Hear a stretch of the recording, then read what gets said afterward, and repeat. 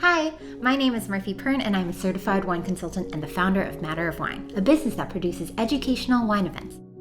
In this video, we are going to teach you the basics of how to taste wine. If you're just getting into wine, I would recommend selecting a bottle that's made from a single grape, also known as a varietal wine. Before we move through the wine tasting process, we'll need to pour ourselves a glass of wine. I'll first talk us through how to pour the glass of wine, and then I'll go ahead and demonstrate. For the purposes of this video, our wine is already uncorked. First, I would take the bottle, tilt it over my glass, and as the stream of wine comes out and reaches the level that I like, I would deliberately pull it back, and then I would rotate it away from myself in order to catch any potential drifts of wine.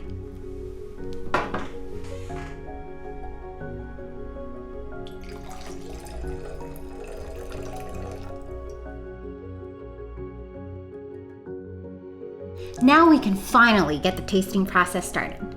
The first step is to observe the color of your wine. Grab a white napkin or a piece of paper, hold your glass against it so you can really tell what color your wine is. Color reveals so much about your wine, especially something about the age. Most white wines are lemon green or lemon yellow, and as they age, they may become amber or brown. Most red wines are ruby or purple, and as those age, they may become tawny or brown. As you look at your wine, make sure you're observing the rim of the wine, because the rim of the wine has less of a concentration of wine, and that way you can truly tell what color your wine is. The third step is smell the wine. Before you smell your wine, give your wine a good swirl. As you swirl, the wine will really open up. Alcohol will evaporate off the wine. Aromas are lifted up into the air, making it much easier for you to smell. Hold the glass up to your nose and tilt it almost perpendicular to your nose. Take a deep breath in and think of the following categories: fruits, florals, vegetables, herbs and spices, oak and minerality. In terms of all of these categories, draw from the aromas in your everyday life. Think of the places you've been and the foods you've eaten to really identify what is in your wine. A good place to start is to match the color of your wine to the color of the notes that you're identifying in the wine. So if it's a white wine, think lemons, pears, apples, and peaches. If it's a red wine, think red or dark berries, roses, even plum. The fifth and final step is to taste the wine.